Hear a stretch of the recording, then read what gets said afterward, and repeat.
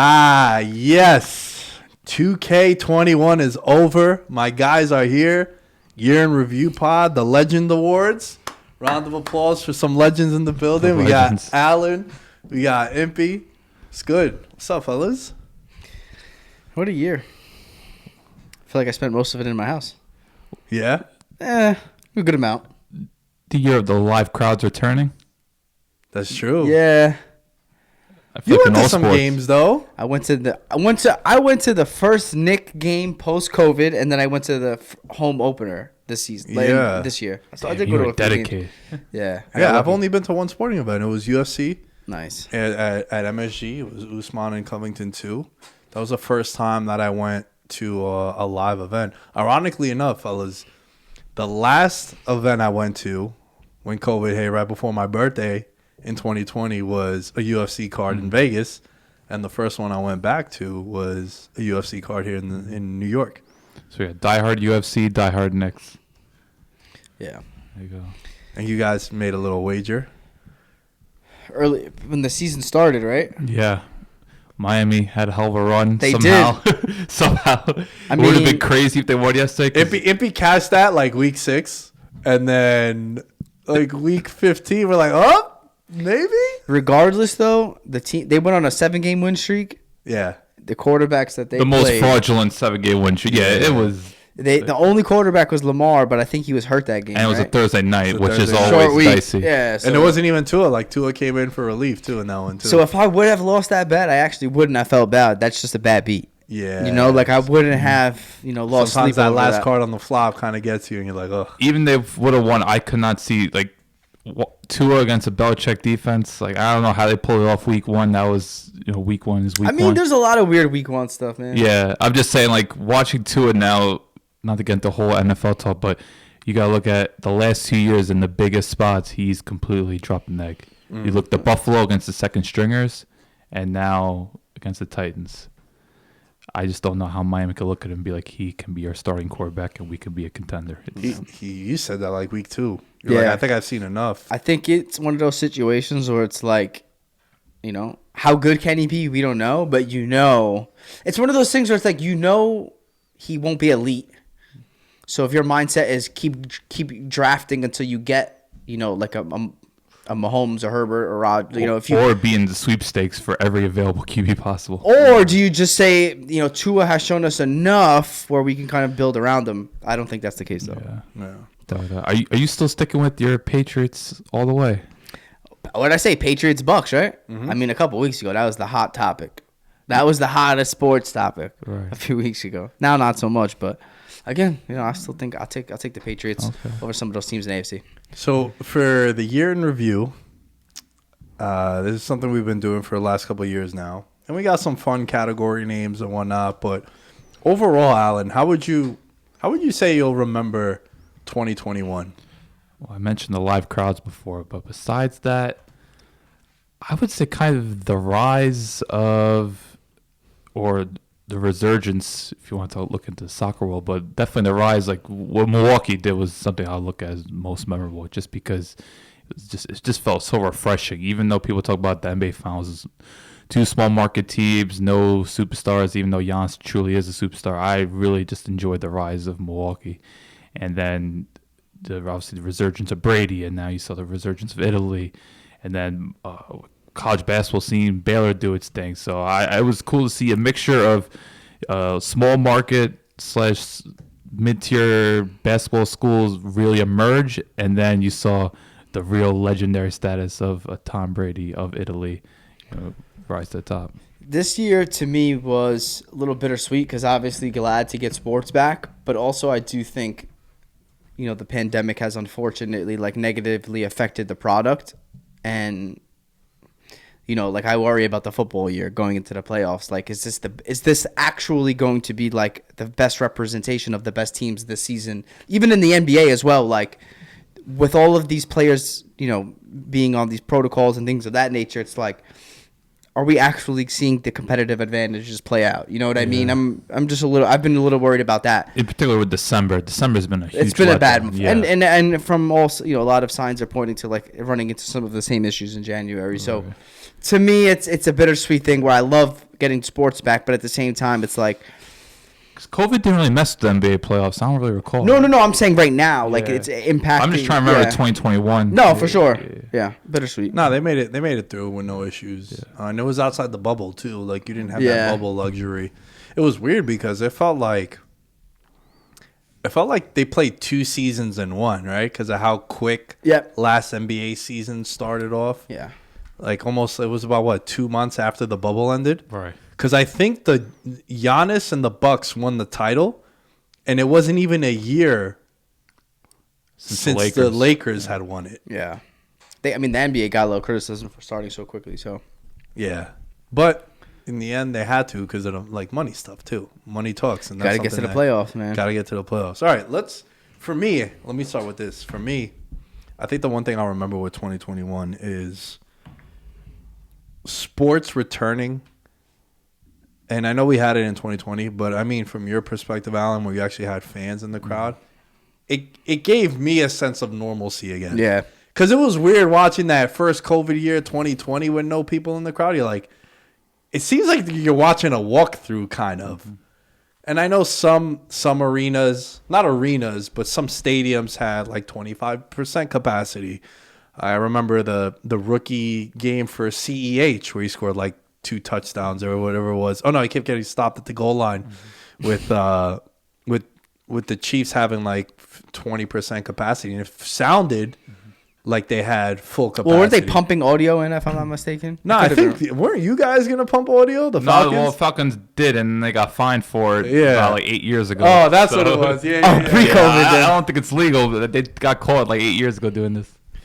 But for me, it was a sense of normalcy seeing fans in the crowd and navigating through like people having to get tested, so you made the person you're sitting next to feel a little bit more comfortable. There was a sense of normalcy, so that's one thing that I'm gonna remember, because having sports with no crowd is just weird, bro. Yeah. And I think like some of players benefited tremendously across sports. Basketball in particular, there's a lot of guys who shot really well last year because the idea is without fans. That's why like guys like TJ Warren went crazy in the bubble.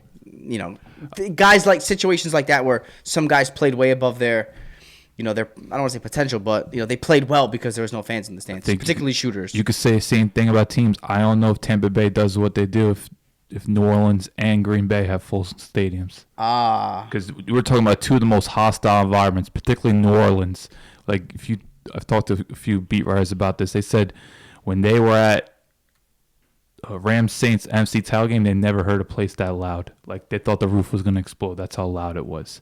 So you have to look at that, and then you have to look at Lambeau Field, Green Bay. We know how crazy they are. I think Tampa Bay, they definitely were a bit fortunate when it came to playing in 2 empty stadiums and 2 notoriously hostile environments. That's a great point. That is a great point, yeah. And that was also like the first sports experience we had of 2021, right? The playoffs just starting off, and then they go through Washington, they go through New Orleans. The Heineke game. Let's start off, though, and give me let's go with your moment of the year. What would you say is the moment of the year for you? I mean, it's tough. I wanted to kind of like circle around Brady, I think. I really loved the Brady going back to Foxborough moment. I know it was a game, but also like it was so much more than a game, though, because everything surrounding it, and then you just get such a great game in and of itself as well. All of the history, and that was pretty. It lived up to what everyone thought it would be, and then some, I think. So I think Brady going back to Foxborough and winning that game. How about you? Italy winning the penalty shootout in front of 80,000 people in Wembley Stadium. You gotta look at England. Pretty much had almost all their home games in the Euros in London, except I believe the quarterfinals against Ukraine. Yeah. Besides that, they had the biggest home field advantage, and Italy goes there. They concede in the first minute. Then it was kind of they had possession. Then they eventually got the goal from Bonucci, crazy set piece. But just that penalty shootout, and it just how dramatic it was, and it's a final, and it's just 80,000 people in England, like. because I don't think the group stage they had fans, but then the knockout stage, people, and England, they're dying for a major trophy in any capacity. Oh, and it was sort of like, bro, they kind of gift wrapped it for England to win it. Like he was saying, Italy wasn't supposed to win the Euro, right? Nah, they were a little bit of a not a dark. They were a favorite by name. Yeah, I would say they're like top 5. Yeah, they were like in the 6 to 7 range odds wise too. But England, like Alan was saying, they played 6 of the 7 potential games in London, so they didn't need to travel. The one game that they played away was like a layup also. It wasn't like a tough opponent. And basically, it was set up for it to come home, right? Like it's coming home. You would imagine that they had the best roster against everyone they played against. England, yeah, they have the most stacked squad. Oh, yeah. The league brings in the most revenue. Like Italy, they were definitely up there, but it wasn't a tournament where anyone was really seriously bringing up as, they're going to win this tournament. So just the moment, maybe this is coming from a bit of a personal background just because I know so many Italians. I was with them for that moment, but I just think the whole scene of it is just seeing, Donnarumma make that save, and it just brings back flashbacks of 2006 with Buffon. So, and I think it was like it was just great to see a real major soccer tournament back, because it was supposed to be Euro 2020, and obviously that couldn't have happened. So for it to happen a year later and for it to go relatively well, I think it was a huge moment. Bro, staying with soccer, moment for me. We watched it together. The penalty shootout, penalty, USA, Mexico, and the Gold Cup. Look, it's no secret that I've been banging at the table from the moment that the men's team missed the World Cup in 2018. They clean house. A lot of the older players, the Michael Bradleys of the world, they're like, yeah, you know what? Your time is up, right? And you look at the future for this men's team, and they beat Mexico 3 times in a calendar year. They've never done that before. They have, per FIFA rankings, a little weird, the rankings, but they have the youngest roster of the 32 best teams in the world. All our guys now are playing in big-time clubs overseas, and they're playing like valuable minutes for your Chelseas and Borussia and Juventus. Yeah. Like, you're not playing for slapdick teams. And who's on Juventus? McKinney. Yeah. And now Pepe just signed with Augsburg and Bundesliga. In the Bundesliga. So all these guys are not playing. And then that game against Mexico was the Gold Cup, and it was like, all right, we're finally going to see these young guys play for the Stripes in a meaningful game against another opponent who's a team that is also good, your arch rival, but it's also like they have their guns out too, and they won that game. It was when your boy Horvath made the save. That kid stole the show that day. So between Pulisic, think about those 5 minutes, bro. And it was a crazy environment because, Mexico supporters, they travel. Like, they will come in packs. So it wasn't like a total home game for the U.S. by any means. Nah, it was not a home game at all. And then so Pulisic scores his penalty. And then right before the game ends, Mexico gets a penalty. And all the Mexican players are going crazy. They're yelling at each other, grabbing people's throats and shit. And then bam, the save. It was so dramatic. It was incredible. I was watching that with Alan, bro. What was that, July, August? No, that was like June. Yeah, it was around the time of the Euro Cup, too. And for me, I was just like, let's go, man. This is a team now. Yeah. They got tested, back against the ropes. This team is going to be legit, man. On track to qualify. For me, that was it right there, baby. I watched the game, the 2-0 against Mexico recently, right? Yeah. Big. That was big. Yeah, I'm ready. Going into the next World Cup, where do you think they would be, odds-wise? Nah, we got to see the groups. Yeah, you got to see the groups, but they're still like in the 80, 90 to 1 odds. So let's not get it twisted. They would be outside the top 10. Oh, easily. Got it. Okay. Easily, for sure. They might be in the teens.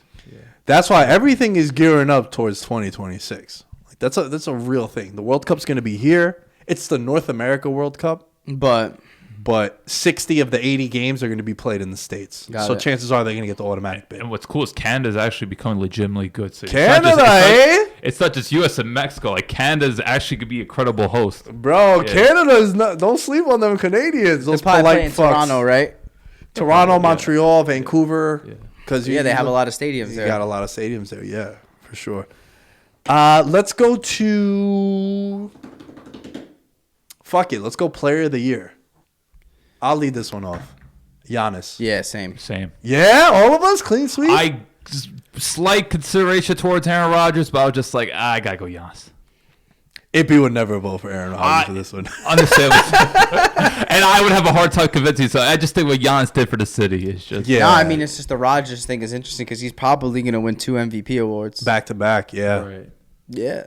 I just think the Giannis It had to be 50 Giannis piece in the man. finals. Yeah. But think about also another one that could have been the moment was the block that he had too in the game 4. I believe it was game 4. Mm-hmm. And that finals for like what Alan was saying about like the big markets and the ratings down, whatever it might be. It's like you got to see the guy who we've been coining as the next star in the league. I mean, he's already a star. He's won MVP twice. He's actually having a monster year this year too. But I feel like no one is really talking about it because it's the LeBron factor, right? Like the LeBron fatigue.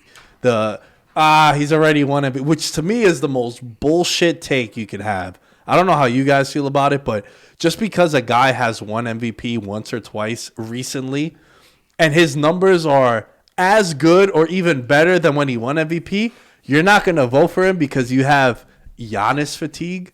There's no such thing as fatigue. You just have to admire greatness and look at it objectively. If he's putting ridiculous numbers, like, look, Aaron Rodgers is definitively the MVP. Yeah. Yeah.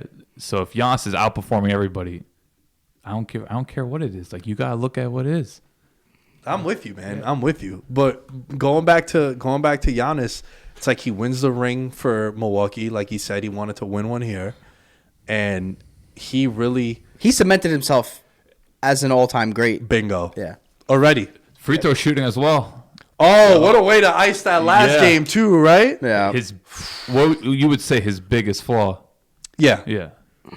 Yeah, and they would do the countdown on him, and it was like hack a Giannis to get him to the line, and he was like, "Yo, what's up? 18 Battle to through. 20? Yeah. Was it to end and then the clincher there? Yeah.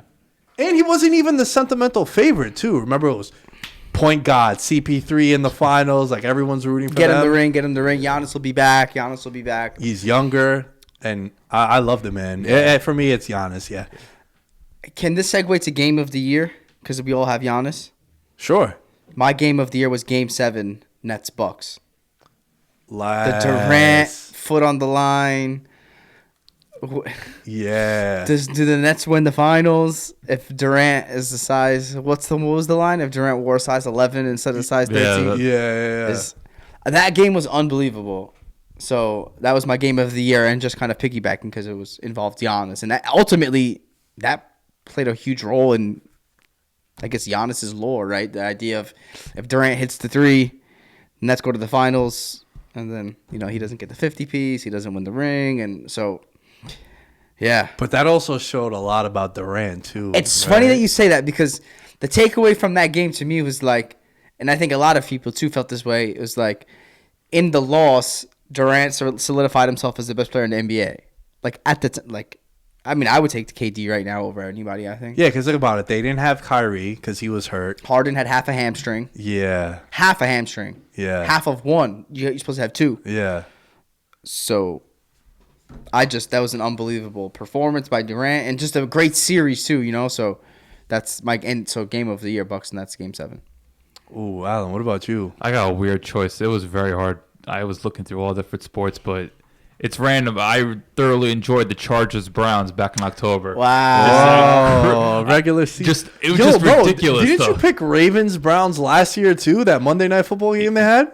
I think you might have. I did. And look, it's hilarious that the Browns get so much deserved criticism for not putting together like a functional offense, yet back-to-back years they've been a part of the games of the year, but it was just back and forth, and it was just like Njoku, like multiple times, just galloping downfield because Njoku has those massive legs, and then just the touchdown celebration. But that was like one of Herbert's first real coming out party moments where he was just slinging it all across the field. Mike Williams is constantly being downfield. That was like also a big moment for Mike Williams because it's like we saw a couple flash plays here and there, but boom, then he had like I think 2 60-yard touchdowns, and it was just one of those games, just pure bonkers. And I know it's probably not going to be memorable because it was a regular season one, right? Regular season, neither team might not be in playoffs. We know the Browns aren't going to be, and Chargers, who knows after they play the Raiders. So, but look, it was fun. So that's how I remember it. Man, it's funny that you mentioned Milwaukee, because I had one from Milwaukee, and I know I kind of touched on it before, but I really like that Game 4 because they're down. in Yes. the finals. They're down to the Suns, right? And They showed you nothing. They gave you no confidence to think they were going to turn it around. none at After all. game 2. And Giannis has the moment with the block. And to me, man, that one was just super memorable game. Like, yeah, 26, 14, and 8. But that was also when Middleton put up a 40-piece. And that game was like, yo, you don't win that game, you're down 3-1. Chances are it's quiet for you. And that block with like a minute 20, a minute 30 left was so iconic. Like the LeBron block. Like the LeBron block, but obviously the LeBron block was more iconic because it's In the game finals. 7. Nah, both were in the finals, Yeah. but that's game 7 on the road. There's a minute left. Yeah. This one, yeah, it's a minute left, but it's like, all right, it's not the end of the series if you do lose this You don't game. go home. Though your chances are slim. But for me, it's that game 4, man, in the NBA Finals. Yeah. How about we go to Coach of the Year, Alan? This is the most difficult one for me. Okay. I had 4, and like I had to like really break this down. 2 from soccer that I eventually eliminated. Thomas Tuchel, Chelsea manager, literally came in and won the Champions League within 3 months. With the American baby. Yes. Christian Pulisic, son. Yes, but Chelsea's going through a horrible spell right now. I don't like how he's handling the Lukaku situation, so I had to knock him off. Considered Pep Guardiola, but not winning the Champions League kind of knocked them off. Even though literally, I don't think a club has scored more goals in a calendar year than Manchester City right now. I think they're about to win their 2nd straight Premier League too. What they do on a weekly basis, just no team is doing. Them two actually play each other this weekend too. Chelsea, Man City. So I consider them two. I had to knock both of them off. So it came down to 2. I wanted to go Mike Vrabel so bad, but I had to knock him off just because I thought the exit Baltimore was rough. Yeah, I thought it was a huge letdown at home too. Yeah, so as great as he's done this year, that playoff I had to knock him off. So I'm going Nate McMillan.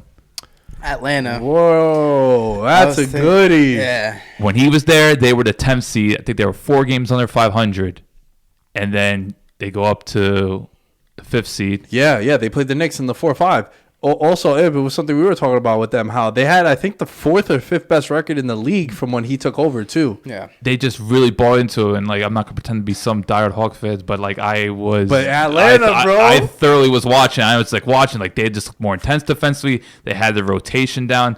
Red Velvet became a superstar overnight. That Sixers series was one of the most dramatic things I ever watched, yet they pulled it out within 7. I just think what Nate McMillan did for that franchise, like, really took them to new heights. And, like, you just saw players emerging. Like, that roster, to me, was, like, they had players everywhere. All 5 positions could step up and play. The John Collins dunk. They made that into a shirt at one point. Of course, New York's new favorite villain, Trae Young, another guy who just completely took over the playoffs. So, yeah, I'm giving Nate McMillan a slight edge over Mike Vrabel, but it was very hard. Wow, I didn't think of that one. That's a good one, though. What you got? I don't know. I really like being... You going Bill Belichick? Nah. It's hard to not say it's Tibbs. I wish the Knicks weren't as bad this year, because what Tibbs did last year was so crazy. The Knicks had the 2nd worst, highest total projected before the season started, and they were the 4th seed in the East. That's such a crazy, like, contrast from what the expectation was versus what happened. Granted, the playoffs was terrible. I really want to go Tibbs just because I really think no one saw that coming last year. And I think objectively he did the best job with, like, the roster that he had. Also won Coach of the Year. And when he won Coach of the Year in the Stick with it. Yeah. I think it's Tibbs. Don't hesitate. I think it's Tibbs. You can make the argument for also Monty Williams, though. And Nate McMillan's a great pick as well. I'll be honest with you. I think it's kind of a take. Saban?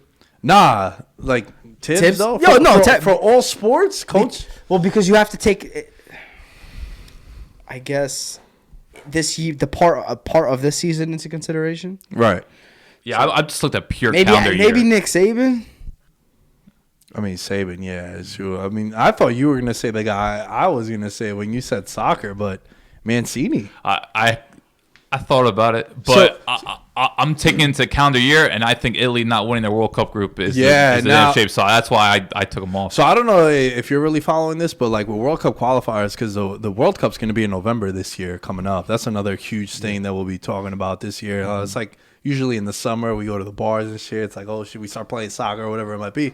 Now it's going to be in November. So we're going to have college football, NBA, NFL, and a World Cup just all in there. We've talked about it ad nauseum of like, yo, that's going to be a And the games are primarily going to be in the morning because it's in Qatar, so the time zone changes. The time zone is going to be ridiculous. It's going to be going into football and red zone. It's going to be crazy. I can't wait to see how they handle this. But like, let's look at Italy, right? The expectations coming into the Euro Cup, they were all right. Don't forget about Italy was what we were saying on the preview. They're a team who historically are always just end up like in the quarterfinals, semifinals. Right. Quarterfinals was the standard for them. But this was a team that was completely different from years past because they were actually offensive and they weren't the boring, just hard, scrappy kind of team. Like they actually went out and they were scoring 2-3 goals a game and they were dominating teams like that. So Mancini coming into that, winning the Euro Cup in a hostile environment like you were talking about with England. And the post fall out of that, how now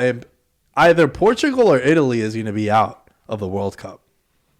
So you're either going to have no Ronaldo, who's already said that this is going to be the last major tournament of his career with Portugal.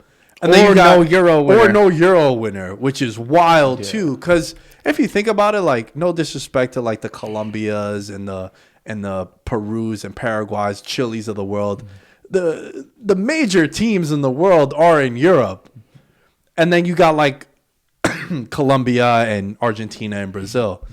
So to win the Euro Cup and then not make it, I feel you about how that kind of knocks it a little, but the achievement itself, I'm not gonna knock that pick. Man. It's crazy because look, for as much as it was Italy, it still kind of came out of nowhere. Right, and they didn't qualify for the last World Cup. So for that, it was just seeing them back on the stage. People, I think the general consensus from the Italian media and Italian people was just let's have a respectful effort. Let's do well because remember they had their games in Italy during the group stage. So it's like represent the country well, but they didn't expect to beat the likes of Belgium, Spain, Germany, or France. But they ended up beating Belgium, Spain, and then England.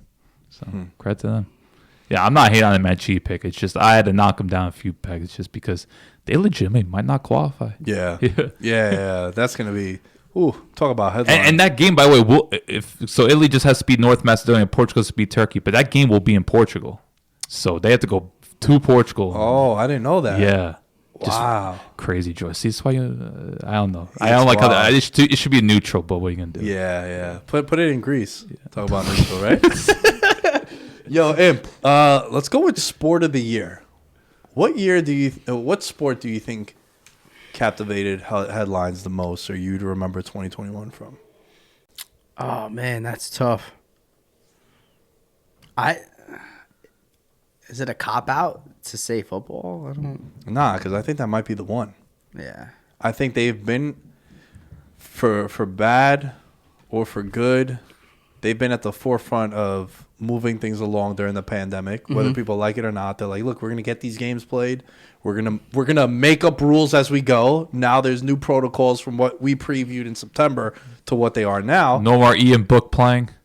Yeah. Like, well, we're not having that shit. We're not having these third string quarterbacks coming in, Sean Mannion and all that. Like, we're not doing that. I think it's the NFL. I mean, Super Bowl was still. You had the storylines of Mahomes, the new GOAT against the GOAT. You got the game you wanted. It wasn't exactly the game you wanted, but you still got the game you wanted. Right, and then again, just like what the football season did. You really think that was the game people wanted? Mahomes, Brady, yeah. I think there was a decent amount that wanted Mahomes, Rodgers. Yeah, but it was. I feel like everyone wanted to know if Brady could win one without Belichick. Oh, there was no way that Brady wasn't like wanted in that final. There's Yo, to use a wrestling term, don't you feel like Brady kind of took a little bit of a face turn because he left New England? Like, people don't like the Patriots. I just think like he cemented himself and he got validated in the argument. Bro, he was cemented. No. Sorry, what I meant was like the argument of the Belichick or the Brady, who was more important. I just think that argument's silly. I think it's silly as well, but I think last year was important in the relationship. I'm not arguing. I just feel like, man, who wouldn't want watch Mahomes Rodgers. Like I think was in the people appreciate- Mahomes Rodgers Yeah. camp for sure. Yeah. Because when you had Buffalo, Kansas City, Packers, Bucks, I remember we even had a segment too. Like, what would be the most compelling Super Bowl matchup? Right. And to me, it was both featured Mahomes. I would have preferred Rodgers. I'll admit, I underestimated the Bucks. I thought the Bucks were kind of a flawed team, and they did damage. I actually, man, we've been talking a lot of soccer, but I am actually going to pick soccer. I hate to keep it focused on soccer, but the reason I'm making the pick is because the Super League discussion, which I just thought could have changed everything. Wow. Yeah. And I think Messi, Ronaldo switching clubs in the same summer, that brought a huge amount of headlines. So I just think between And you had a major tournament. and Messi winning this Copa America too, so I just thought there was so many different things happening with soccer. And then Mbappe missing the penalty, like it just seemed like every other week something crazy was going on. But you know, you can make an argument for football, and I don't want to keep going on about soccer, but I thought if you want to look at like the sport that brought the most this year, I just thought it was just never ending with soccer. Yo, bro, if you think about it, from about May to early September, there was a soccer headline every week. Yeah. Like you have the end of the Champions League final, and even in the States it got covered because you had Pulisic winning one, an American winning one.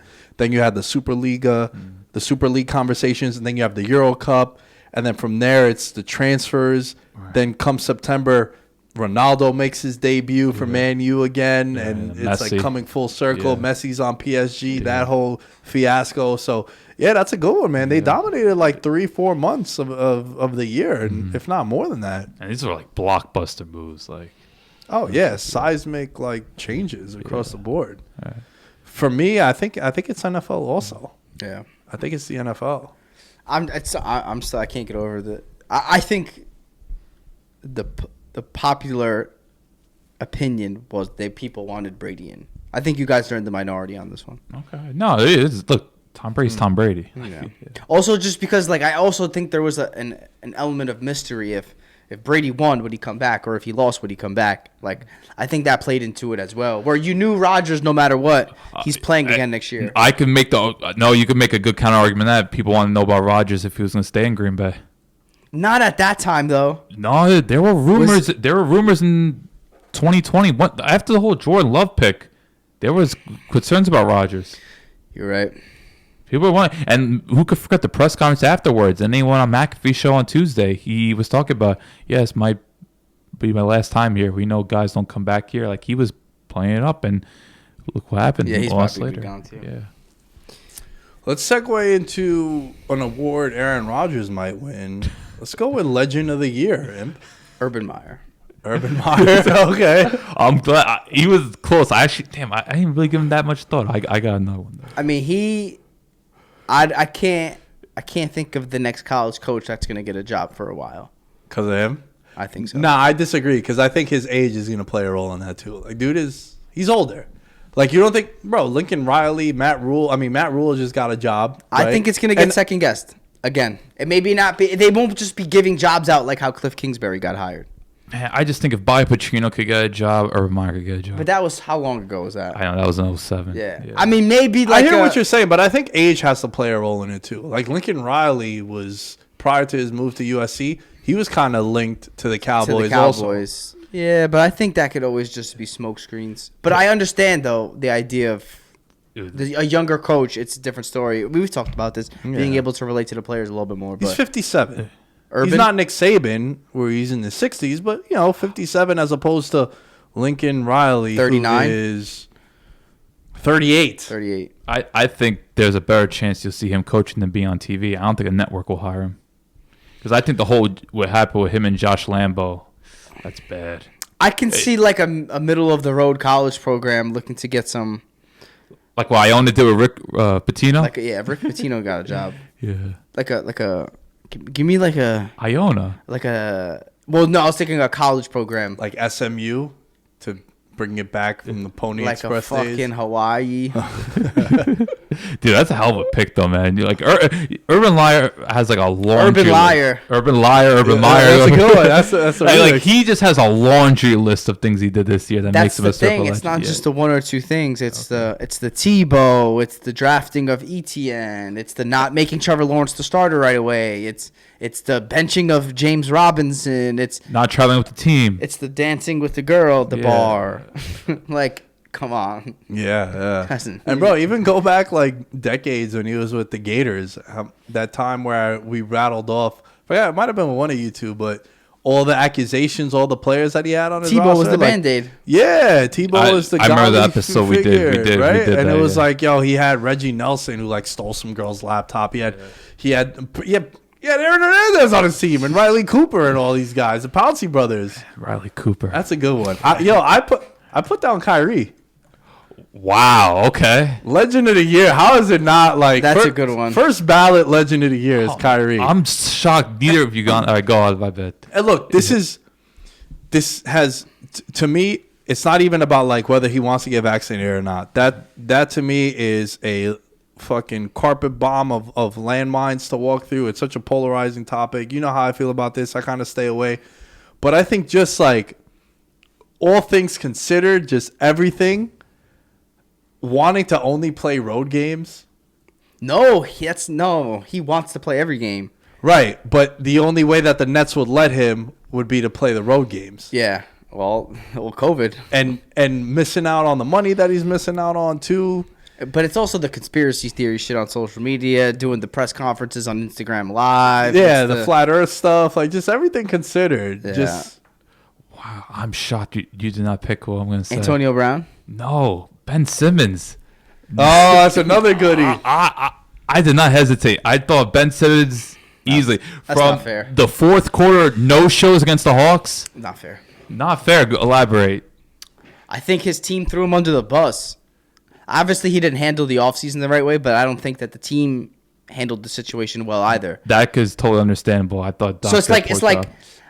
I understand your perspective if Philly and Doc Rivers didn't say what they did. Like They really did trash him. Thing is, I'm not putting all It's not like sorry to cut you off, sorry. but it's not like this came out of the blue. It's not like they fully supported him going into the offseason and he just said, "Nah, I'm good." Like they literally threw him under the bus. So whether or not, obviously he made the wrong decision by not showing up and all this stuff, but I do think there's some element of like, I hate to say justification, but there's some element of like, all right, I can at least understand his perspective of where he's coming from.